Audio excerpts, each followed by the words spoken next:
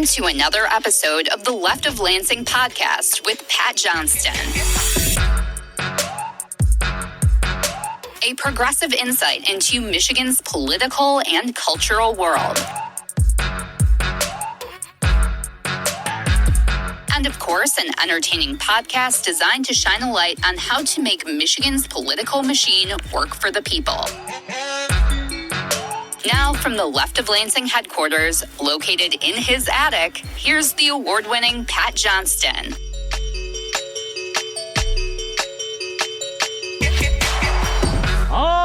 Yeah! Welcome to another installment of Michigan's premier progressive podcast. I am Pat Johnston. And what? Did you really believe Republicans in the United States House of Representatives would hold their dear leader accountable when it came to Jeffrey Epstein and the supposed files? I mean, no one, and I mean no one, should either be shocked, nor surprised, nor stunned that every Republican on the Rules Committee blocked the release of the Epstein investigation files. No one should be. California Democrat Ro Khanna brought the motion to a vote. Good job there, Representative Khanna. And that motion failed to pass because 7 Republicans voted against it. 7 Republicans voted against the measure, with 1 Republican joining the 4 Democrats to pass it. And also, we just got some breaking news as I'm recording right now. This is from the New Republic, and it just came out at 2:24 on July 15th. It says that House Republicans on Tuesday blocked a rule to release the Epstein files, with 0 Republicans supporting the measure. The final vote was 211 to 210. 1 Republican with the spine would have tipped the scale and given the American people greater transparency in the Epstein saga. So there you go. Oh, and 9 Republicans chose not to vote because, they're weak and completely pathetic. So that means every Michigan Republican in the House of Representatives voted to block a release of the Epstein files. But hey, here's a big-time salute to all of you strong-armed Michigan Republicans in Congress like Tom Barrett, John Molnar, Bill Huizenga, Lisa McClain, Jack Bergman, and John James, yes, who's running for governor. Good job on all of you to protect your dear leader at all cost. Wow. These sick MAGA Republicans, bought and paid for by corporate authoritarians, they are more than happy to help cover up everything we know regarding Jeffrey Epstein, who died in prison, supposedly from suicide, although the video shut down when it happened. Just dumb luck.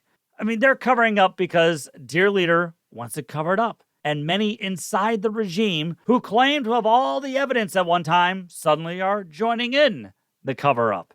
They're covering up for their dear leader, who was, as he says, great friends with a known pedophile and child sex trafficker. They're covering up for pedophilia. What kinds of sick human beings are these MAGA Republicans? And equally as sick is how these MAGA influencers like Charlie Kirk, who was determined to reveal the extreme cover-up and scandal behind the Epstein investigation. Charlie Kirk has now just quickly remembered that he was always supposed to act as dear leader's water boy, and now Charlie says, it's time to move on from Epstein. So boring, let's move on. How weak and pathetic and just small these people really are. They used Epstein as a nice talking point and so-called moral marker to convince some of the cult that so many evil people were part of this Epstein ring, a ring that included their very own dear leader. And it always confounded me, always did, as to why so many in MAGA land made it their mission to release everything when it came to Epstein, while their own dear leader, Trump, always had close ties to Epstein himself. I know, he's never been found to do any wrongdoing, and there have never been any charges or anything like that, but we know that he has traveled with Epstein in the past. Hell, it's on record that dear leader declared Jeffrey Epstein to be a good friend for some 15 years. It's also on record that Jeffrey Epstein considered Trump a close friend. Why did MAGA believe that some damning evidence against Epstein and those who traveled along with him would ever get released, since Trump was one of those who pal around with him for years? We even have that video of when, I think it's the Buffalo Bills cheerleaders are at Mar-a-Lago back in the early 90s, and we see Jeffrey Epstein and dear leader Trump there just laughing it up, being good buddies, being good pals. So those of you in MAGA land, did you really believe this was ever going to come out? I mean, remember, Trump even said on record that Epstein liked his women on the young side. And that's the part that is abhorrent, horrifying, and just downright sick. Many of these powerful and elite and untouchable men knew of Epstein's child sex prostitution ring, and they went along with it, or they aided and abetted, or worse, they remained silent. Dear leader was one of those guys. And again, if it comes out that Bill Clinton was one of them, and we also know that he palled around with Jeffrey Epstein, then so be it. That's the difference between being in a cult and being a free thinker. I don't care. Get them all. And for the life of me, I will never understand why Kamala Harris didn't use Trump's pedophile friend against Trump and hammer him over and over and over with it. I don't know if it would have moved anyone. Maybe not. But MAGA would never have hesitated if they would have had something on Harris's husband being on those Epstein flight logs. They would have used it to their advantage. Sadly, maybe it's because some of the elite Democratic Party officials worried about some of their own friends being involved in the Epstein ring. So they were like, let's don't release any of that stuff. And we wonder why Democratic base voters are no longer trusting those they threw their trust towards for years. We wonder why. I mean, it's why Mamdani wins in New York City while voters dropped Andrew Cuomo and Eric Adams. Oh, I know. Both Cuomo and Adams are still running hapless and hopeless campaigns for the elite class. But it's right here. We are seeing the illustration right here of why people no longer are trusting longtime Democratic established leaders. They feel like those leaders have let them down and that they never fought for them. It's why AOC is winning more and more Democratic voters who just a few years ago vowed never to back AOC because she backed Bernie Sanders. It's why Dr. Abdul Al-Sayed is pulling in nearly $2 million in campaign donations for the Michigan U.S. Senate seat. And it's also why State Senator Mallory McMorrow racked up just over $2 million for the same Senate campaign. People are looking for something new and for someone who will fight, not just against the MAGA Republican movement, of course, but someone who will fight and demonstrate that they will fight for the working class. I haven't made any endorsement in that U.S. Senate race, by the way, but I will continue to repeat this assertion. Democratic Congresswoman Haley Stevens enjoys wider name recognition right now, but I am just wondering, what is her angle going to be to sway Democratic voters and independent voters who are outraged, afraid, and who feel unheard while the Trump regime rolls over them and everything that they fought to preserve for their families? When Haley Stevens declared that Senate Minority Leader Chuck Schumer is a good leader, or that ICE ought to be celebrated, she showed us that if Democrats like her get into power, don't expect much to change. What is Haley Stevens' angle on becoming the Democratic nominee for the United States Senate? What is it? I would like to know. Because let's not forget that her pal and stalwart for the working class, Chuck Schumer, voted against Democrats in the Senate, against his very own party, and with dear leader Trump and Republicans to pass that awful congressional resolution bill last spring. You remember that, right? I mean, you remember the outrage. Schumer went against many Democrats in the Senate who refused to go along with that resolution, saying that a government shutdown was worse than passing an awful bill against the working class. Chuck Schumer bet on himself. Chuck Schumer bet on the corporate class. Chuck Schumer bet on MAGA Republicans while opposing his colleagues in the Senate. He went along with dear leader Trump and MAGA Republicans for what? Schumer said that Democrats were going to try to get some amendments passed in that final resolution back in March. And do you remember how many of those amendments passed? Don't ask. That resolution gave carte blanche to dear leader and Elon Musk to gut government agencies and services, and it also then boosted more money for military spending, which for some reason never gets cut back, even though we've had numerous inspectors general reports show widespread fraud and abuse, but nothing ever gets cut out of the Pentagon budget. Nothing. I mean, this is why people across Michigan and the country started taking to the streets, because Schumer and other so-called Democratic leaders were just dithering, and they appeared stuck in quicksand, while the country was beginning to fall apart pretty quickly, pretty immediately right after the inauguration. And now the MAGA Supreme Court continues to grant the Trump regime all the power it wants to dismantle government agencies, like it did this week when it ruled that the regime may commence with its plans to destroy the Department of Education. That means the regime and Education Secretary and billionaire oligarch Linda McMahon may continue gutting public education, which is exactly what Project 2025 said it would do. By the way, corporate media, are you ever going to follow up on Project 2025 and how Trump is basically doing exactly what was written in the book? I mean, he told us he wasn't going to pass anything. He didn't even know what the book was about and that it was a crazy book. I mean, a little follow-up would be pretty good. Maybe concentrate on that rather than continuing to tell us that Joe Biden's old. We know that. Anyway, last week, the regime froze nearly $7 billion for K-12 spending, including spending for migrant children, for STEM education, because do we really want kids excelling in math and science, you silly people? And it also froze spending for adult education and literacy programs. Who needs that garbage? We've got billionaires who need tax cuts.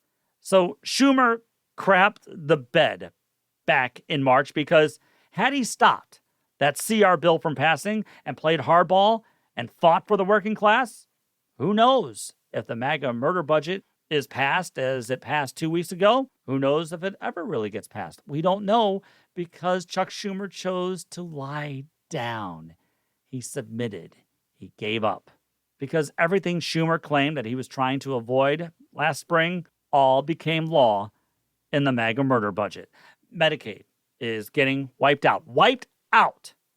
Now, it's not getting wiped out immediately. Cynically, Republicans ensured that those cuts to Medicaid will not occur until after next year's midterm elections. I mean, come on, guys. All of you said this is a popular bill. You said this is what the American people wanted. Should have just ensured that everything starts immediately. But you knew better. MLive this week reported how at least 7 Michigan counties have at least a third of their residents relying on Medicaid. Those 7 counties are Clare, Genesee, Lake, Oscoda, Ogama, Saginaw, and Wayne counties. Some of them blue counties, some of them red counties, but guess what? All Michigan counties. All Michiganders. And MAGA Republicans in Michigan, all of them in Congress, voted to hurt hundreds of thousands of their own people so that they could give their rich oligarch friends more money. And, well, let's be honest, many of them are becoming richer in Congress themselves, so they're helping their own pocketbooks too. I mean, hey, must be nice. Michigan Public Radio, meanwhile, released a story this week detailing how the MAGA murder budget will lead to hundreds of rural hospital closures. Hundreds. A report from University of North Carolina researchers shows how 300 hospitals, 300, are now at risk of shutting down across the nation, including 3 in Michigan, thanks to the MAGA murder budget. That report says the 3 hospitals that'll probably close down since they rely on federal reimbursements from Medicaid, for example, are McLaren Central in Mount Pleasant. Thank you, Congressman John Molnar. University of Michigan Health Sparrow Carson City Hospital. Hey, thanks again, Congressman John Molnar. And Ascension Borges Lee Hospital in Dowagiac. Hey, thank you, Congressman Tim Walberg. You know what? Speaking of Tim Walberg, and WTVB in Coldwater reported how Tim Walberg now says that, yes, some rural hospitals will close. Listen to this little soundbite. Well, there will be concerns and ought to be, but that comes as a result of some bad decisions that have been made for years by the systems, by the hospitals themselves. And now, when we have the type of waste, fraud, and abuse, 1.7 billion individuals who shouldn't have been on it, who are taking benefits from hospitals, that's going to cause a problem. We'll have to weather through that. Yeah. We'll just have to weather through that. We will have to weather through that. Will you, Tim? Will you have to really weather through that? Really, Tim? When a rural hospital closes down, how will you, a congressman who receives only the best of government health care, how will you weather through it? Something tells me, Tim Wahlberg, that you won't lose any sleep over it. But thanks for validating and finally admitting how the MAGA murder budget that you, Tom Barrett, John Molinar, Bill Huizenga, Lisa McClain, Jack Bergman, and John James, who's running for governor next year, passed into law, and then danced around in a room while celebrating the fact that you're closing down rural hospitals that hardworking Michiganders rely on for themselves and for their families. You danced around for that. Truly, truly sick. And Chuck Schumer, hey, everything you said that you were fighting to keep going by signing that CR bill last spring is all gone because you were weak and you did not understand what the hell was happening. So Haley Stevens, again, since you're running to become the next United States Senator for the state of Michigan, what exactly is your angle in this campaign again? I'd like to hear it. Because another damaging part of the MAGA murder budget is how the Trump regime is eliminating billions of dollars in federal funds designed for clean energy transition and generation. Trump and MAGA Republicans are gutting many planned projects and funding for those projects that won't just help our environment from climate change, as we see its devastating effects like the ice storm in northern Michigan or the tragic Texas flood, but it'll help lead to cheaper and more efficient energy and create thousands and thousands of jobs, some of them good-paying union jobs right here in Michigan. I mean, Michigan's already created thousands of clean energy jobs, but the Trump regime, along with Michigan MAGA Republicans in Congress, celebrated passing a bill that cuts working-class jobs in Michigan while handing China a huge victory for free. Frank Houston is BlueGreen Alliance Michigan's Senior State Policy Manager, and he's standing by to tell us more on how the budget bill is disastrous for Michigan's economy and Michigan's environment. That's all coming up right after this break. You're listening to LOL.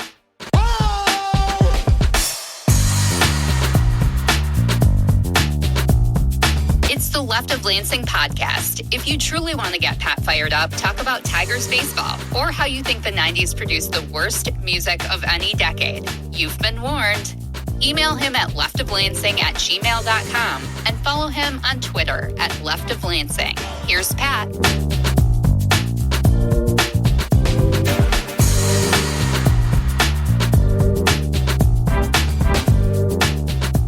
leftoflansing@gmail.com. leftoflansing@gmail.com is the best way to reach me.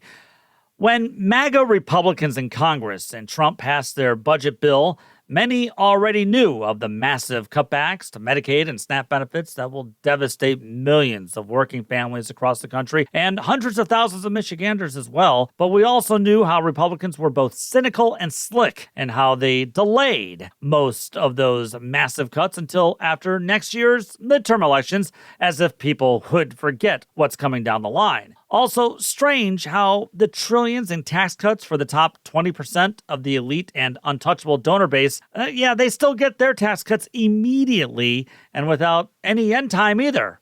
Isn't that nice? That kind of government trough for Trump and his kind of people will run in perpetuity. Isn't that nice? But something that I have focused on a bit here and would like to give more attention to is how this same bill destroys America's much-needed long-term investments in clean energy. Trump and Republicans inserted language into the bill that will decimate the clean energy sector across the country by phasing out federal grants that were part of the Biden administration's Inflation Reduction Act. And this is happening after Michigan Democrats passed a large Clean Energy Jobs Act when they had the government trifecta in the state last year. Now, what will this mean for Michigan's growing clean energy sector in terms of jobs, in terms of a clean energy future, and in terms of the environment? Frank Houston is BlueGreen Alliance Michigan's Senior State Policy Manager, and he's spending some of his time here to talk about these issues on Left of Lansing here this week. Mr. Houston, thanks so much for visiting us here this week. I appreciate it. Well, thank you for having me on, Pat. And please call me Frank.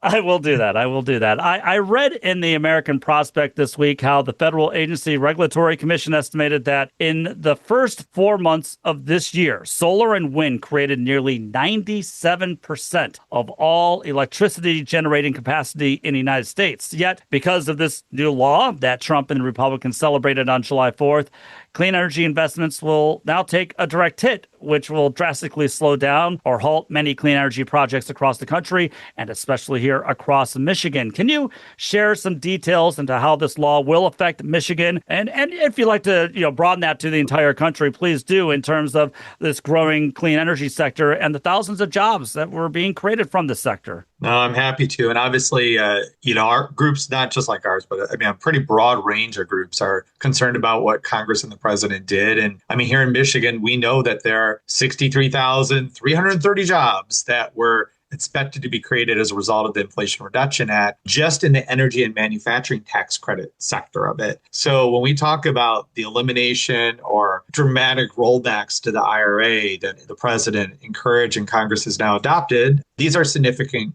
impacts that Michigan has ahead. So just a couple of main sectors I'd queue up worth considering. First, this is going to increase costs for working families. And it's at a time where, ironically, the president got elected. And I think we all talk about the need to think about how we make things more affordable for folks. And there's a reason why the Inflation Reduction Act was passed for that purpose. And this bill just frankly is going to, and the repeal of the clean energy investments comes at a time when energy costs and bills are still rising. And renewable energy sources like wind and solar that you mentioned, the support for that growing demand needs to be there. If we're going to compete, we're going to diversify our economy, and we're going to keep costs down for consumers. So first problem, increases costs on working people.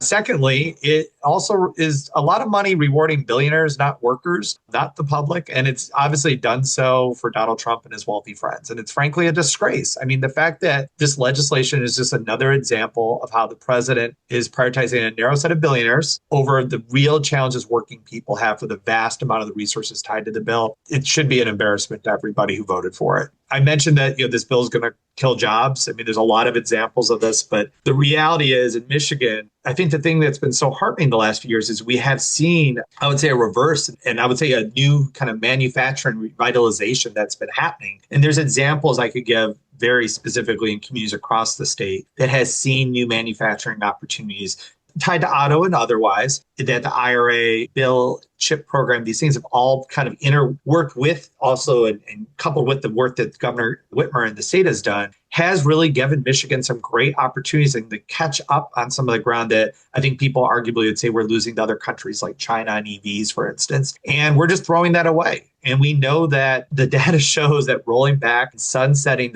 some of these credits in the IRA will mean over 25,000 jobs lost just in Michigan. That's pretty guaranteed. We also think that this jeopardizes Michigan's role in auto leadership because it takes a sledgehammer to the competitive stuff we're trying to do to make us compete in these global markets that obviously value fuel economy and EVs. And it just kneecaps a sector that's really just starting to gain speed here in our state. There's been a lot of reports over the years, like I was involved in one with WRI, the World Resource Institute, that UAW and a whole bunch of other environmental groups and so on participated in that talked about, we really have three pathways right now we're navigating Michigan. One where we do nothing on the transition to EVs. And we know that maybe for a year or two, the jobs look as good as they've been. But then the cliff gets really steep and quick that we're going to fall off of. Another one is there's some job transition that would be challenging, but that we could still navigate through and come out ahead of within the next decade.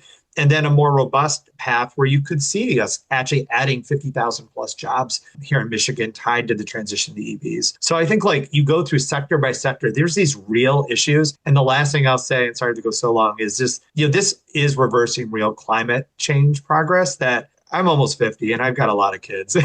My 6 kids, when I look at them, I think about the legacy of what they're inheriting. The fact is, the Inflation Reduction Act was one of the strongest steps that I could tell them that our generation has taken toward building a healthier, sustainable economy for their generation and ones that come. And now by gutting the IRA and derailing this kind of once in a generation progress we were making, while also locking in higher pollution, more health impacts, missing out on job opportunities for years to come, it really hits me personally to think about how I think our government is failing the young people today and how we are failing the planet when it comes to climate. So I'll stop there. Sorry, I know I said a lot. No. That was perfect. And you're right. It is failing so many people, and especially our younger generations and even the generations that are even here yet. Sticking just with the jobs front here for the moment. I mean, we have this growing, as you were just talking about, this growing clean energy job sector in Michigan. And I guess I look at it this way here, Frank. At a time when we're supposedly worried about our state's population and brain drain, it seems, I don't know, counterproductive for some members in Congress. Let's be honest, all of the Michigan Republicans in Congress who voted for this bill, that they supported such a bill that will slash, as you just mentioned, thousands of jobs in Michigan. So please try to make this make sense for me, because I frankly just don't understand. I don't think it makes sense for a lot of the members themselves who voted for it. And I think you could see that in their silence leading up to the vote and coming out of it. I mean, I want to be respectful of conversations I've had in private with staff or members, but let's take a tangible Michigan example. In Lansing, you have the Grand River Assembly Plant, which was announced was last year, July, I believe, right around now, when Secretary Granholm, former Governor Granholm, came into town and announced, like, hey, we're going to be spending, I think it was about $500 million in a conversion grant to help make this plant assemble EVs. Mm-hmm. And the reason I use this example is in one of those members you're talking about, Congressmember Barrett's district, which you would say he's a freshman. He's in former, now Senator Slotkin's seat, which is obviously a swing district in Michigan. These were real jobs created in a community around Ottawa that also ties into the neighboring work that's being done with the battery plant. There's like literally $881 million investment, I think, for Lansing Assembly, private investments. But then there's billions also being invested in the battery plant down the road. So you're looking like there's all this stuff tied into, and we could go across the state with battery, like LG spending, I think it was like almost $6 billion in Howland, Michigan, for instance. There's a lot of examples of this. But that Lansing example to me was so stark because like when Secretary Granholm came in and was talking about it, I had just moved to Lansing right around the time that the recession hit Lansing hard. And I remember what that was like. And I remember watching these places shutter. And, there was a lot of auto workers in that area that were losing their homes, had lost their job, had no prospects for something to remotely keep up with their bills and be family sustaining. And to be at that announcement last summer, years later, and to see the energy and excitement, not just auto workers and corporate leaders, but the community had about the investments that were happening. And they could see how this region was revitalized and energized and preparing for the economy of the future, tied to energy, to automotive and manufacturing, and a whole set of other things, and all the other ways businesses benefit from that too, as well as working people. Right. And to just watch those types of investments jeopardized this way, to me, is unconscionable. Now, don't get me wrong. The IRA cuts didn't roll back every single one of these, but there are several examples that are at risk. We know the Ford Motor, the project in Marshall that they were doing, Blue Oval, as it's called. They went from originally saying it was going to create 1,700 jobs, require $2.5 billion in private investments, was going to need, literally over $1 billion of public state dollars, as well as benefit from the IRA tax credits, which I don't expect everyone to know them off the top of their head, but there's 45X, 48C, 30D. These are all different tax credits that were established by IRA. To know that investments like that are slowing down, that Ford has already gone back to the state and be like, you know what, we might not create all those jobs at that timeline. We'll take less of your state dollars to just downshift our timeline to do that battery plant and to create those jobs there. There's just example after example of that, where mistakes of this administration, cutting the cord early on IRA programs that are essential for our clean energy future and the jobs of the future. It's just, I don't know how any Republican talks about it. And when I met with Congressmember Barrett's staff, some of the other ones we've met with in DC or our partners have, you would ask key members of their team more than members directly why or how they were going to handle it, and they didn't really have answers. I don't mean dismissive ones, dogmatic ones that denied that this was going to be harmful. They just didn't really have answers. So I hope they actually do get out on the campaign trail over the next year and are trying to sell what they did, because this stuff is unconscionable, it's harmful, and frankly, Michigan is going to be paying the price more than most states for it. Right. Especially with all the investments that you were talking about here in Michigan, and that Michigan was one of the leading states when it came to building a clean energy sector. Still is, I guess, as of right now. But another reason, this is so big, too, is something that you talked about, and I wanted to get back to, which was that you had unions. Also, we have unions on board with this whole movement because they see the future and they see the jobs that are going to be created, too. I really feel for my brothers and sisters in labor. I mean, I am one. I'm a member of the United Steelworkers. And what I can say is if I was a rank and file union member that was one of the folks tied to these clean energy jobs directly, I mean, like one of the facilities, I think I'd be having a lot of questions about what this means for my future, for my family, for my work, for the viability of my job being there in my community for years to come. Like I grew up downriver from Detroit, and we've seen steel go through transition there. There's already been an announcement that Dearborn Works is looking now to idle, which is one of the last major steel producing facilities in Michigan, period, let alone that region. That's a UAW represented one. We know that there's a chance that U.S. Steel is going to be sold in upon. They have a facility, Great Lakes Steel does, in Ecorse that's been idled, that no one knows what's going to happen with the future of that one. We're just talking just steel. And then you go down the road and you look at like the Brownstown battery assembly plant, which brought in, I want to say it was over, it was like 373 million and another additional 82 million in private investment.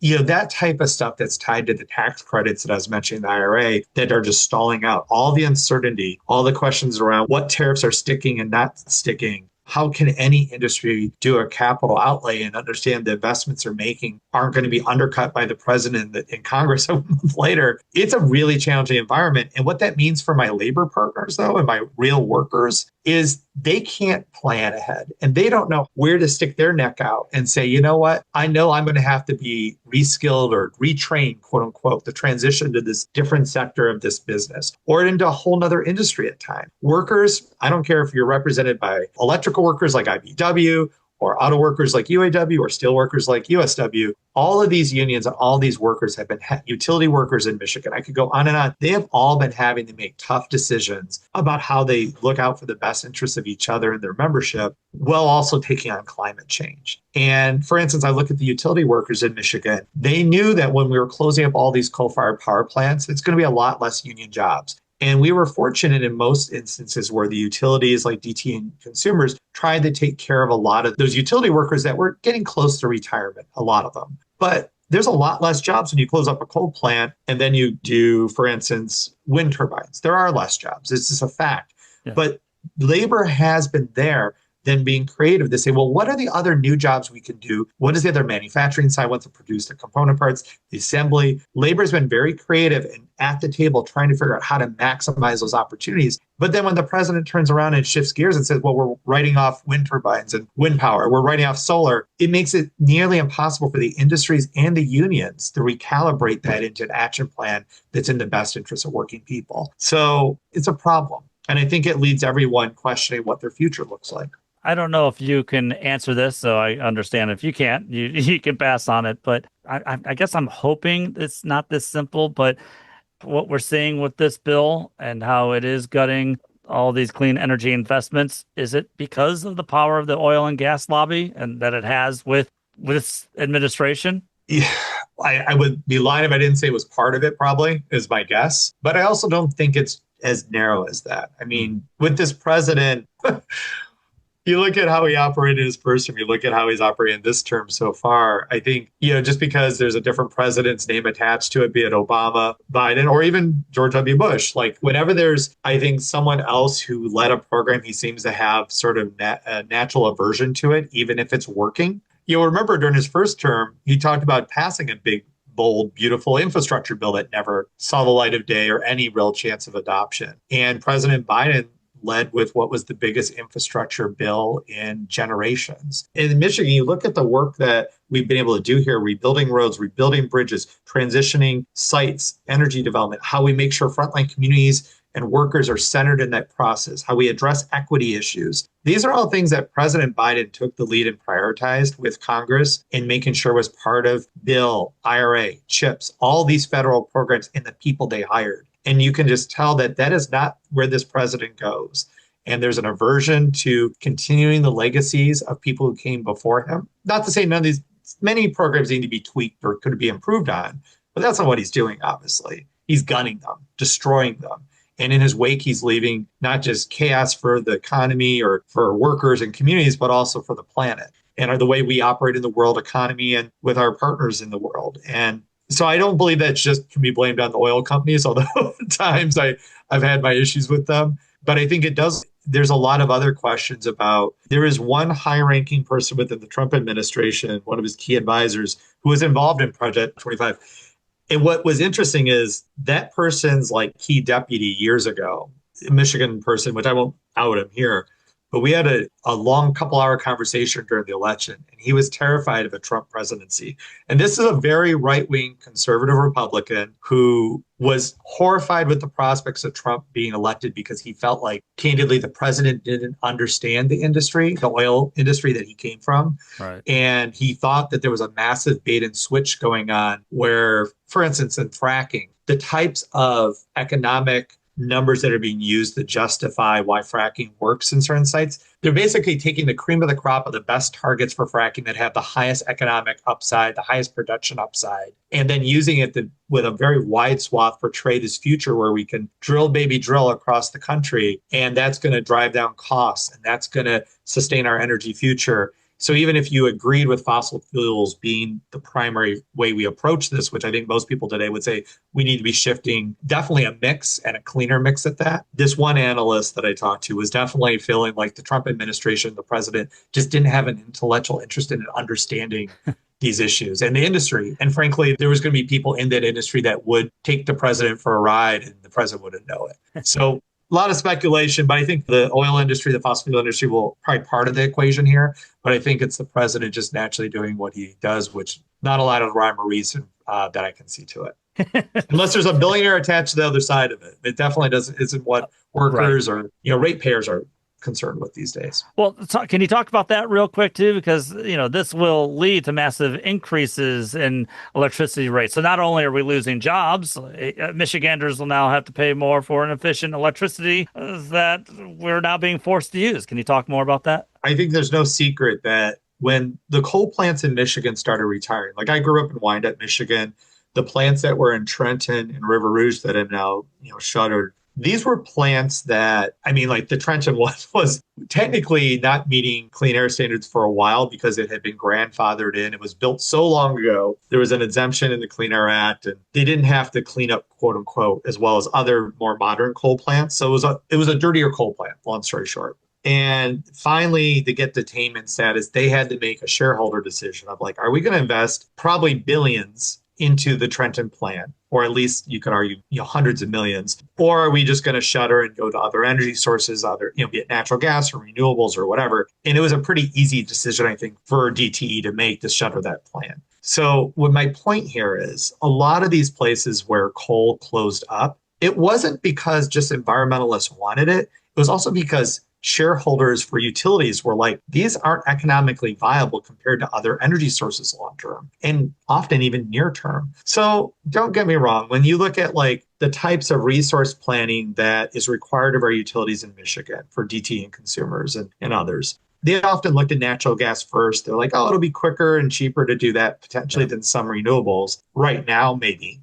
Arguably in some locations. But they also were fine, I think, starting to put together actual comprehensive plan for also doing more wind, more solar, other mix, geothermal and so on. What the Trump administration has done here, I think, is just fly in the face of not just what's in the interest of our planet, but the economy. And has said, you know what, let's look at coal again. And don't get me wrong, I'm not saying we have to shut down every coal plant in the country overnight or every coal mine with it, but there's a reason they're closing. Economically, they are not as viable as they were 40 years ago.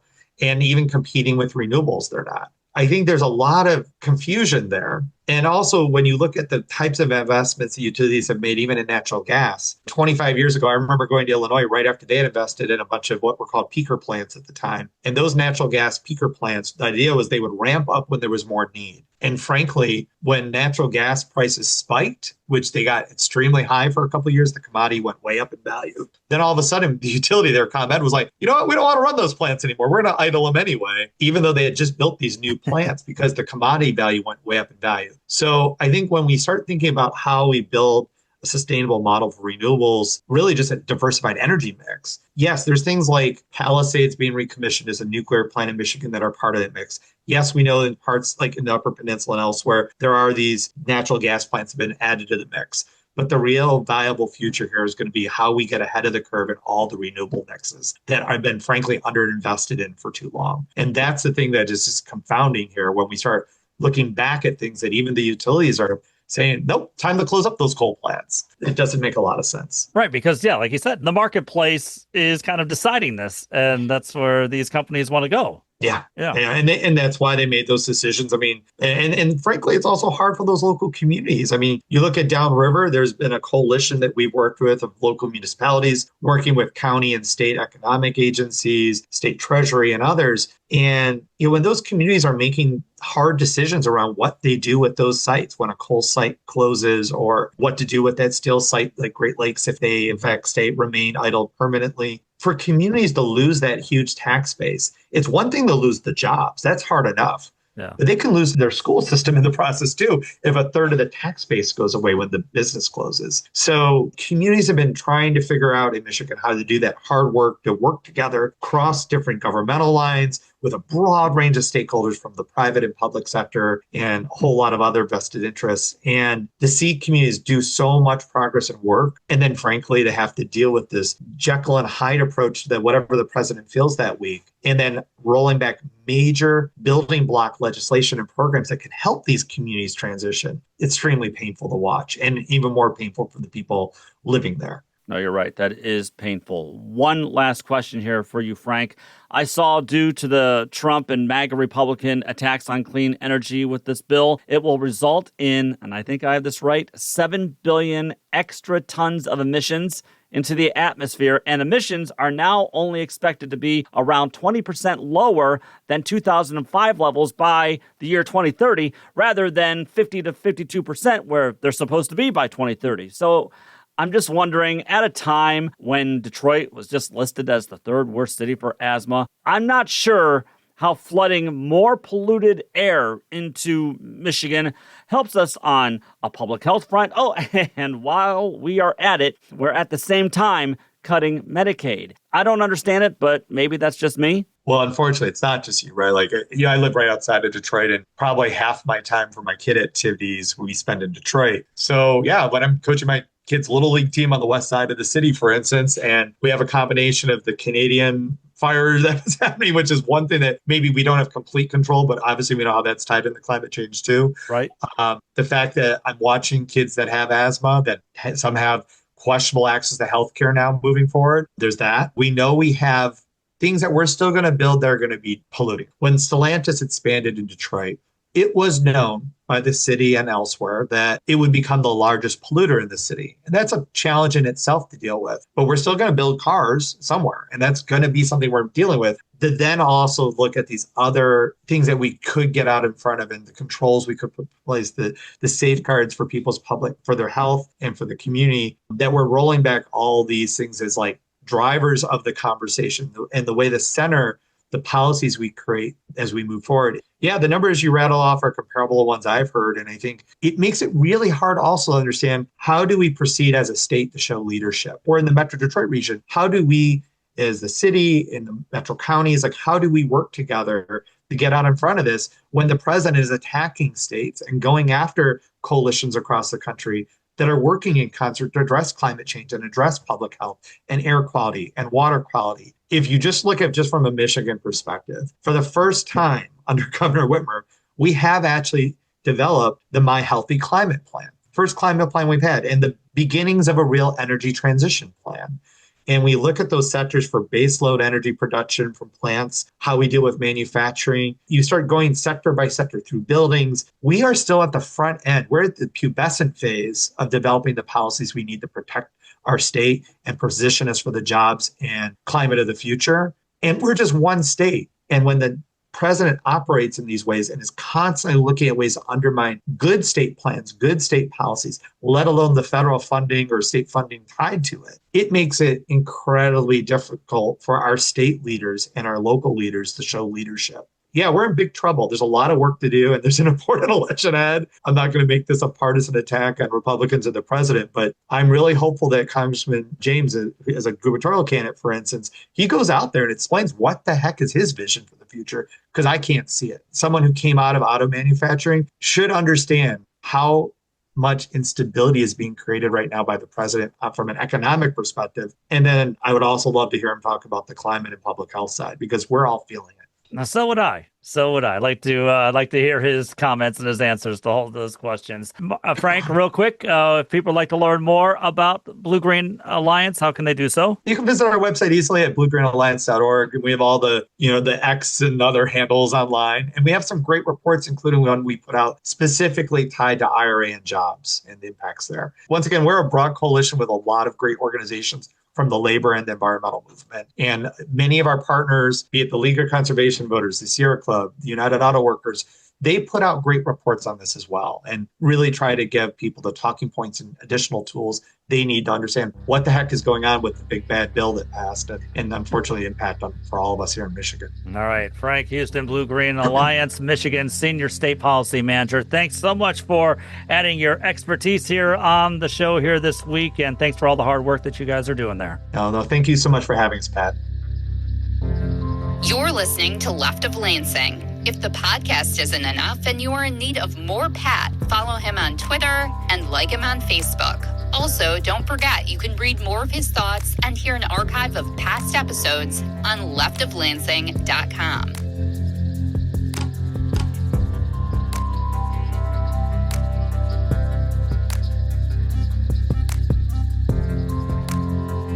Special thanks there to Frank Houston from BlueGreen Alliance. I'll make sure to give them a link wherever you are listening to the show, including on YouTube. Please make sure to like and subscribe to the show on YouTube and wherever you're catching this podcast. Likes and subscriptions are vital for us here on Podcast Land, and it also helps spread the progressive message that we're posting here throughout Michigan and the country. You know, one other part I'd like progressives to push when it comes to clean energy or a clean energy message is mass transit. While transitioning to EV cars is part of the process towards weaning ourselves off of oil, of course, it's only part of the solution. Mass transit is also another avenue we must be pushing. And it must be affordable mass transit inside our cities and also via rail throughout the entire state. So don't forget about mass transit. Time now for the Left of Lansing Last Call. All right, you know how much I've tried to give an honest assessment on Michigan's new Democratic Senator, Call-Slotkin, ever since she was running for the seat and once she officially became our senator. And if you've listened, I've been pretty down on Senator Slotkin right out of the gate here. I mean, I have criticized Slotkin on backing the Laken-Riley Act, which I believed helped open the door for the Trump regime to gain more power as they continue to kidnap undocumented people in the country and sending them now to concentration camps. I've criticized Slotkin on backing that cryptocurrency bill, that basically is just a boondoggle for the crypto industry and also for the Trump family. And I have also criticized Slotkin for being the only Democrat in the Senate to vote in favor of overturning California's car emission standards, which hurts EV jobs and the environment in her very own state. That's the one I think you can tell that really got me going. And of course, I've been critical on her so-called centrist stance, which is celebrated by corporate media, but proves to be toothless as working Americans are getting screwed over by the Trump regime. It proves to be toothless when fascism is taking over. So I have been critical, and rightly so, I think. And also, I think that I've been fair in my criticism, which is why I have to be honest. And I'd like to get your feedback on this as well, which you can respond by emailing leftoflansing@gmail.com and also on my Facebook, on Blue Sky, and Twitter pages, because I was confused this week when Senator Slotkin released this following tweet. And again, it caught me a little off guard, and I would like your reaction to it. So here's the tweet in case you missed it. Senator Slotkin wrote, "Another violent week in the Middle East. In Gaza this weekend brought the death of another 60 Palestinians who were simply seeking food and water for their families. Israel has the responsibility to allow humanitarian aid in, just as the U.S. had the responsibility to allow aid into places like Fallujah. And if President Trump's handpicked aid organization can't get food and medicine to people in Gaza in a safe way, Israel has the responsibility to find one that can. In the West Bank, Israeli settlers beat a Palestinian-American U.S. citizen to death This totals 5 Americans killed in the West Bank since October 7th of 2023, and more than a dozen Palestinians killed by lawless settler violence. It's hard to understand this lack of accountability by the Netanyahu government as anything other than tacit approval by the state, something that should be treated as abhorrent by all decent people. This violence has to end. As I saw from my own experiences in places like Iraq, democratic governments have responsibilities even when under threat. If President Trump and his team truly want a lasting ceasefire, not to mention a Nobel Peace Prize, they need to extract basic humanitarian and law and order standards now. Okay, well, I guess then I can ask, Senator, what took you so long? I mean, this kind of violence perpetrated by the right-wing Netanyahu Israeli government didn't just start happening, Senator. I mean, it's been going on for quite some time to the point that it's, a genocide. Is it because Palestinian Americans are dying? I mean, that could be. But whatever it is, I guess I'm glad you're at least criticizing Israel a little bit. Better late than never. Now, will you vote, Senator, to stop funding Israel's war and genocide against the Palestinian people and stop funding Israel's desires to drag the United States into a Middle Eastern war with Iran? Or, will you at least use your bully pulpit to call out Israel even more? So everyone, I'm wondering, and I think this is the question I will post on my social media, what do you make of Senator Alyssa Slotkin's recent criticism of Israel and Gaza? Promising? I'm waiting to see more. Too little, too late. And if you'd like to expound even more and give me more of your feelings, please do leftoflansing@gmail.com. You're listening to the Left of Lansing podcast. The music you're hearing is by Wander Beats. To hear the latest project, check out Space Leopard on your favorite streaming site. Now back to our favorite progressive voice in Michigan. It's Pat Johnston.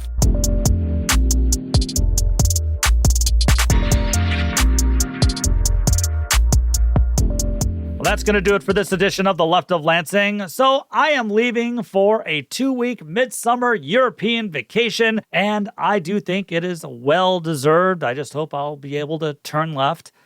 See if you movie buffs can get that one. My first time going overseas, by the way, so I am excited for us, and I'm excited that we'll be with my dad and my brother and sister-in-law for this family trip, and I am leaving a best-of show for next week, along with some new Friday shorts and Monday musings. However, there will be no show on July 31st, but I'll be back with a brand new show in August, and I might have a few things to share with you, maybe 1 or 2 of them. Special thanks to Frank Houston from BlueGreen Alliance for being a fine guest here this week.